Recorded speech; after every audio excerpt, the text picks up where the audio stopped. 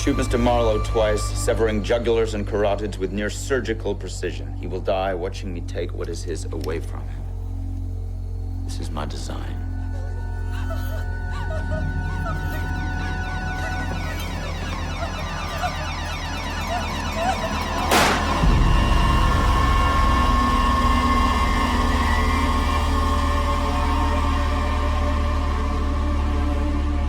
Shoot Mrs. Marlowe expertly through the neck. This is not a fatal wound. The bullet misses every artery. She's paralyzed before it leaves her body. Which doesn't mean she can't feel pain.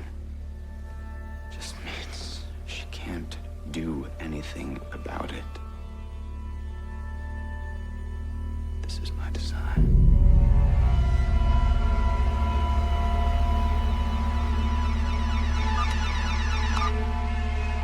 Special Agent Jack Crawford. I head the behavioral science unit. We've met. Yes. We had a disagreement when we opened up the museum. I disagreed with what you named it. The Evil Minds Research Museum. It's a little hammy, Jack. See, you've hitched your horse to a teaching post, and I also understand it's difficult for you to be social. I'm just talking at them. I'm not listening to them. It's not social. I see. Yeah. Where do you fall on the spectrum? My horse is hitched to a post that is closer to Asperger's and autistics than narcissists and sociopaths. But you can empathize with narcissists and sociopaths. I can empathize with anybody. It's less to do with a personality disorder than an active imagination. Can I borrow your imagination? 8 girls abducted from 8 different Minnesota campuses, all in the last 8 months. Well, there were 7. There were. When did you tag the 8th? About 3 minutes before I walked into your lecture hall. You're calling them abductions because you don't have any bodies? No bodies, no parts of bodies, nothing that comes out of bodies, nothing. And those girls weren't taken from where you think they were taken? And where were they taken from? I don't know. Someplace else. All of them abducted on a Friday, so they wouldn't have to be reported missing until Monday. Now, however he's covering his tracks, he needs a weekend to do it.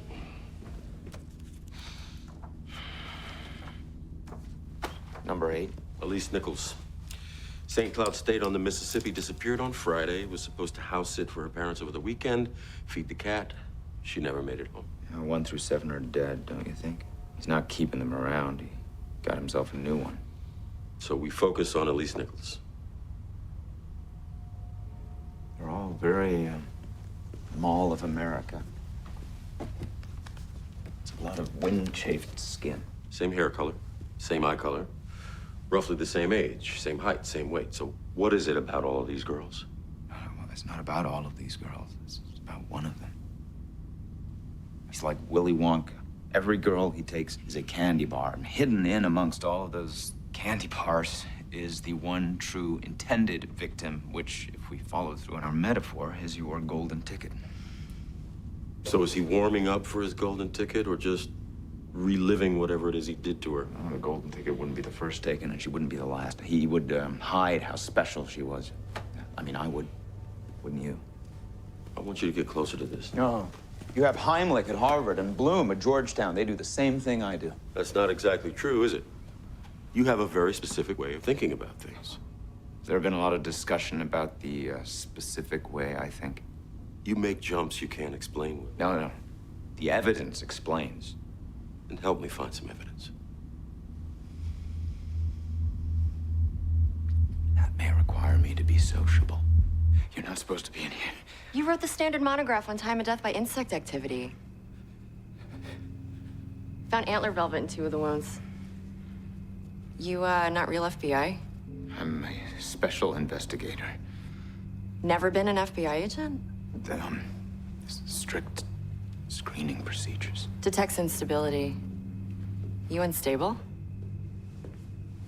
Now, you know you're not supposed to be in here. I found antler velvet in 2 of the wounds, like she was gored. Was looking for velvet in the other wounds, but I was interrupted. Hold on, excuse me. Look, deer and elk pin their prey, okay? They put all their weight into their antlers to try and suffocate a victim. That's how they would kill like a fox or a coyote. All right, Elise Nichols was strangled, suffocated. Her ribs are broken. Antler velvet is rich in nutrients. It actually promotes healing. He may have put it there on purpose. You think he was trying to heal her? He wanted to undo as much as he could, given that he'd already killed her. He put her back where he found her. Whatever he did to the others, he couldn't do it to her. Is this his golden ticket?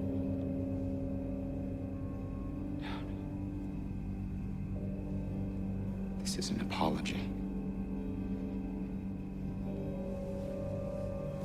Does anyone have any aspirin? Tried her skin for prints. Of course, nothing. We did get a hand spread off her neck. Reports say anything about nails? Fingernails were smudged when we took the scrapings. Scrapings were from her own palms when she scratched them. She never scratched him. Piece of metal is all we got. We should be looking at plumbers, steam fitters, tool workers.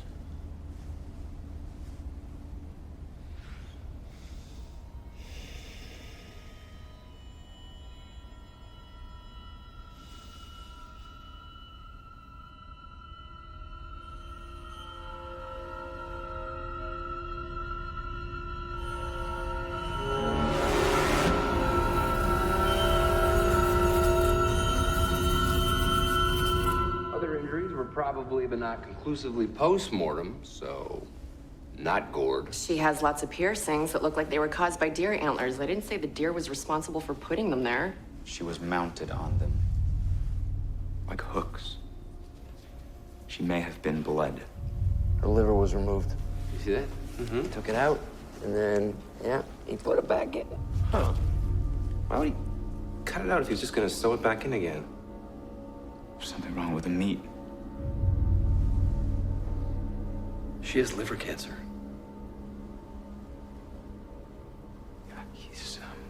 He's eating them. You're lucky we're not doing house-to-house interviews. We found a little piece of metal in Elise Nichols' clothes, a shred from a pipe threader. Must be hundreds of construction sites all over Minnesota. A certain kind of metal, certain kind of pipe, certain kind of pipe coating, so we're checking all the construction sites that use that kind of pipe. What are we looking for? At this stage, anything really, but mostly anything peculiar.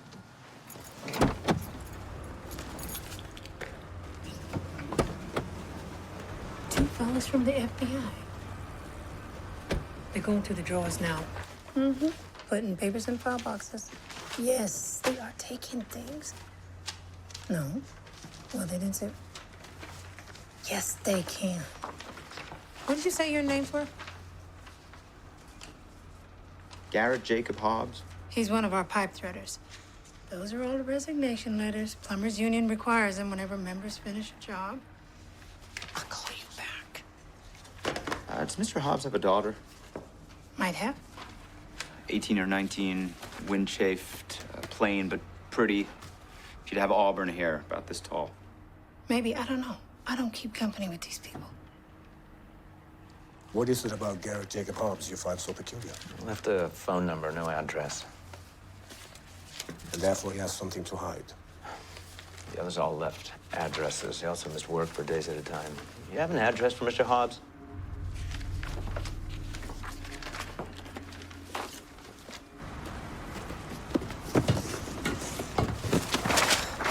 I got it.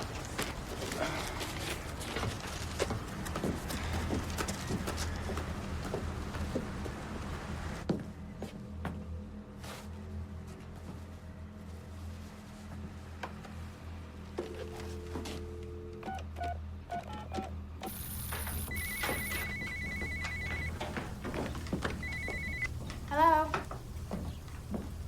Just a second. Dad, it's for you. Who is it? Caller ID said it was blocked.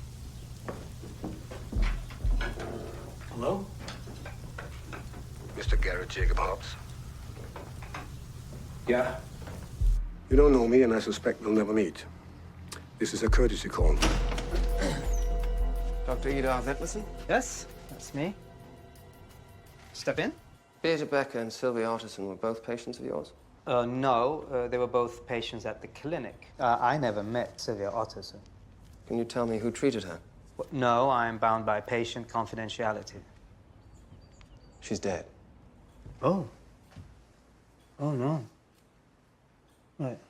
Well, doctor confidentiality. In theory, would it be possible for you to access her medical files, even if you didn't treat her yourself? Well, in theory, yes.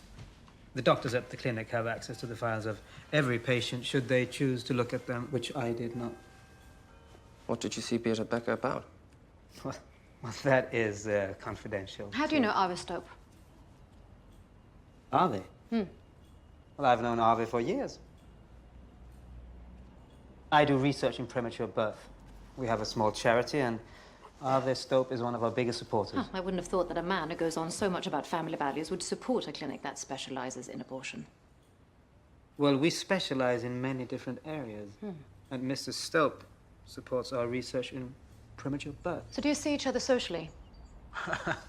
Well, yeah, well, that depends on how you mean. It's quite simple, actually. Do you have friends in common? Yes, we mix in the same circles. So, why are you... Have you ever practiced in other parts of the country, Dr. Pederson? Yes, in Eidsvoll, in Lillehammer. I see you have a picture of Montplaisir Pavilion in Yes. Bergen. Yes, in Bergen. Do you live alone? Well, yes, I am a reluctant bachelor. Is there anyone in the house right now? Because I thought I saw someone in the window when I passed. But, well, if you want to take a look around, I will need to see a search warrant. In fact, if you don't mind, I would like to call my lawyer before I answer any more of your questions. That won't be necessary, Dr. Pederson. You can bring your lawyer when we see you next time.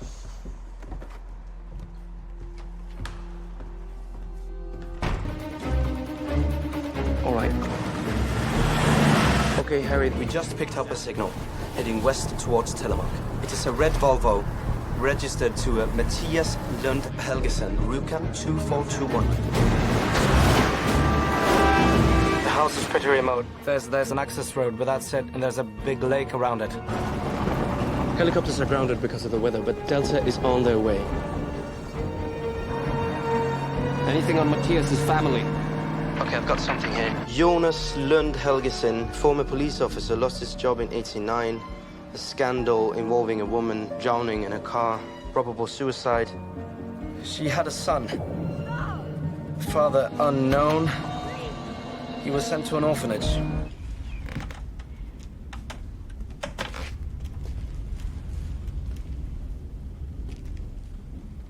Sit down, Harry.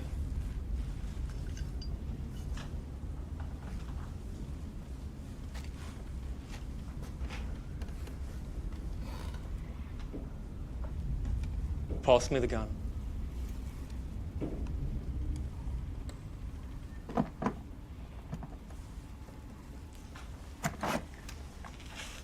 I didn't think you'd find me. Perhaps the pills helped after all.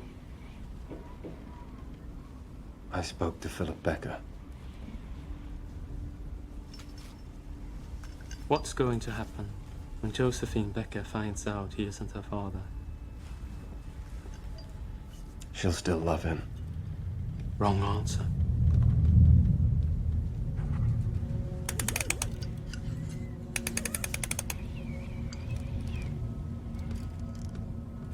Let's try again. Was it right for Sylvia Otterson to kill her unborn child simply because she couldn't keep track of who the father was? That was her choice.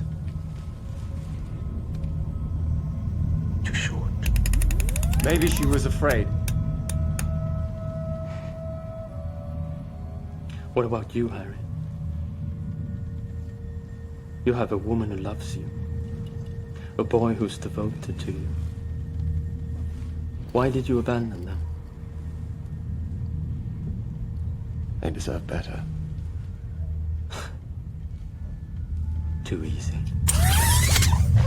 Because I'm selfish. I'm an addict. There isn't enough room for them.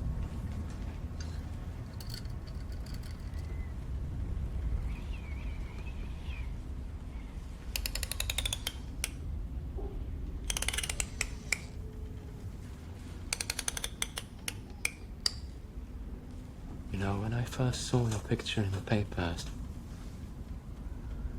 with all those medals, I thought that man must have a perfect family.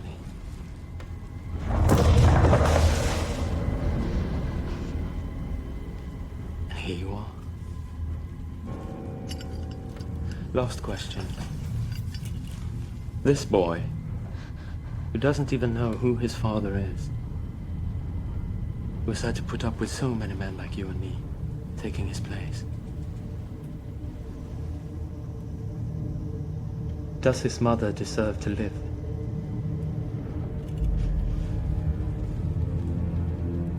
Why don't you ask him?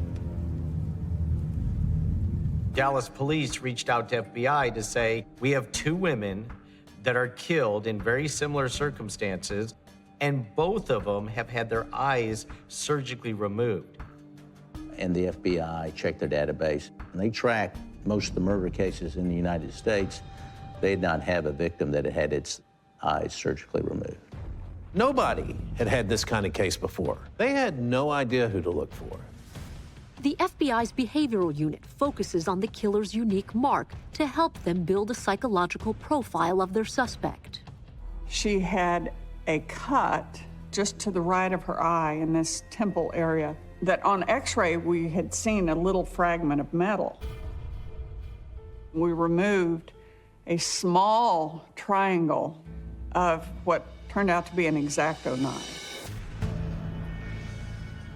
With the discovery of the X-Acto knife embedded in the skull, that pretty much eliminated any doctor who is going to have scalpels and professional medical tools. We just knew from the evidence we were dealing with an amateur for sure. Like a hobbyist, somebody that builds model airplanes, or a carpenter, or anybody that may use X-Acto knives in their work. So now we had somebody that had knowledge of anatomy, that had studied or learned how to remove the eyes, but was doing it in a very rudimentary way using X-Acto knives that you could buy just about anywhere. The suspect could have been anybody. Also recovered from her body were 2 head hairs from her left hand, which means she probably grabbed his head before she was shot. There was also 1 intact pubic hair found in the back of her neck. So now we have a transfer of evidence from the killer to the victim. And so you can try to tie it back to the killer. They have evidence but no suspect and no motive. Police have no idea who would leave such a grotesque mark on his victims, or why. A few days later, a longtime prostitute named Brenda White agrees to speak with detectives. She shares a story that could break the case open. Brenda wouldn't normally talk, but with the 3 murders now occurring, Brenda wanted to let us know about somebody attacking her. She told them that she got picked up by a trick. She told him she wanted him to take her to a certain place, and he started driving a different direction, and she said, "Let me out of the car." He turned to her with a look of rage in his face and said, "I hate hoes. I'm gonna kill all of you hoes." And she pulled out her mace and maced him. And even before he could stop the car, she bailed from his vehicle. She thought that was the only way she was gonna make it out alive. I said, "Well, Brenda, what did he look like?" She said, "He's a white male with salt and pepper hair, muscular build, and Mexican looking."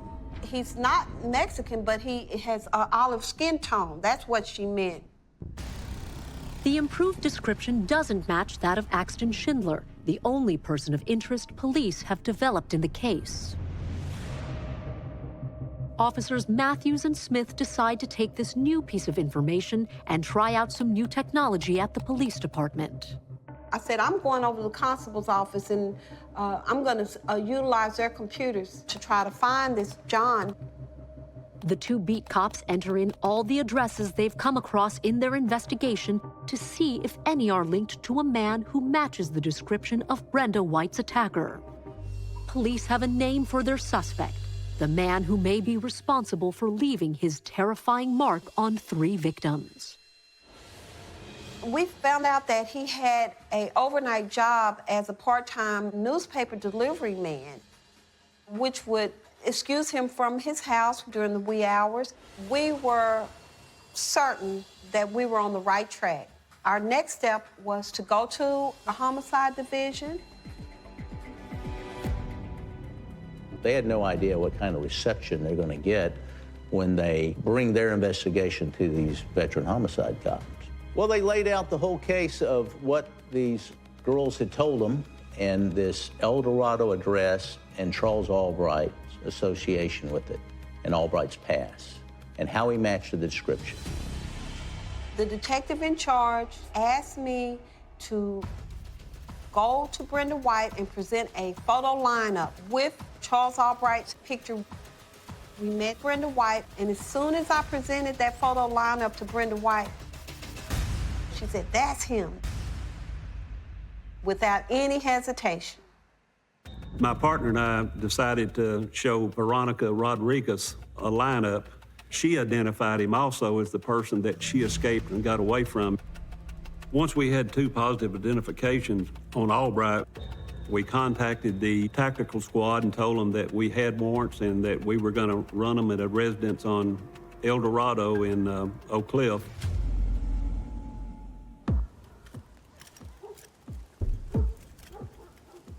It was after midnight, probably 2 o'clock in the morning. Officer Smith and her partner were there, 2 FBI agents. There were probably 8 or 9 SWAT officers.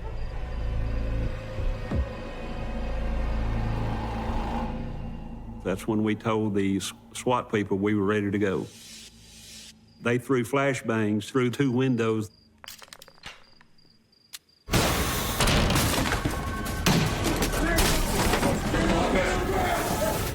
The Dallas SWAT team surrounds the house of Charles Albright, the man suspected of killing 3 women and expertly removing their eyes.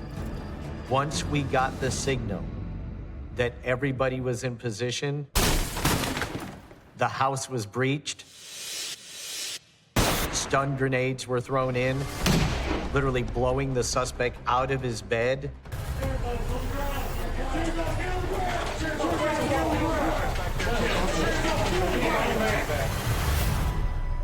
He didn't offer any resistance, and his girlfriend didn't offer resistance.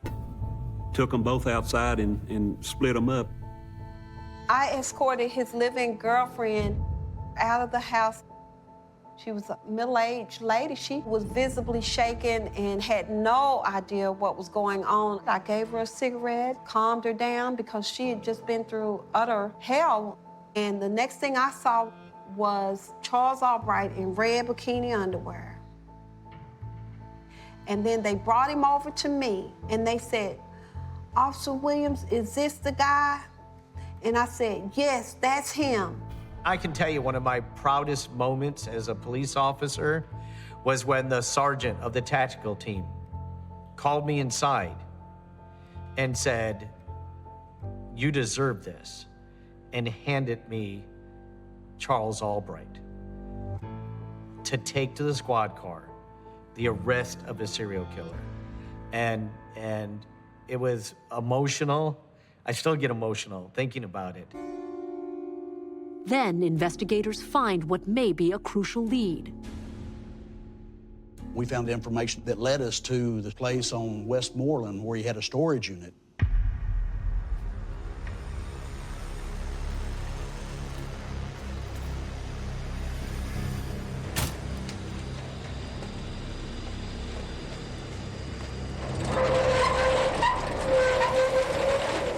And we opened up the door, and lo and behold,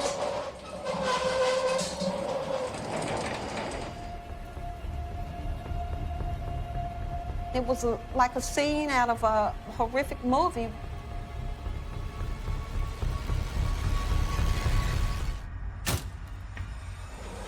Digging into the information that we recovered, we discovered that Albright had a rental storage unit. It was like a scene out of a horrific movie. It had all of these animals preserved in formaldehyde, jars and jars and jars and stacks of them. It was shelf after shelf of pickled frogs, salamanders, newts. We started finding a lot of taxidermy stuff and stuff in formaldehyde. We had learned that Albright had a fantasy for taxidermy. That was a huge, major clue that said, okay, this individual has the skills and knowledge and ability to remove eyes, maybe even only using X-Acto knives, but he can do it. That raised our eyebrows. The X-Acto knives and him being interested in taxidermy. We were looking for evidence that would connect him with some of the bodies. The storage unit is a huge find. But even then, the evidence is all circumstantial. They started examining it and were able to take some hairs from the raincoat. There were these strange animal hairs found that it took a while for our forensic analysts to figure out. It turned out it was squirrel tail hair. In Charles Albright's house, investigators took his vacuum cleaner bag. The same squirrel tail hair was found in Charles Albright's vacuum cleaner. Also found in that vacuum cleaner were 8 head hairs that had the same characteristics as Shirley Williams. It's exactly the piece of evidence they've been looking for.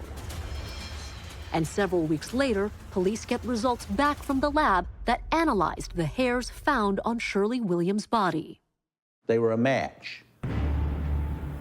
They had enough evidence to charge him with the murders.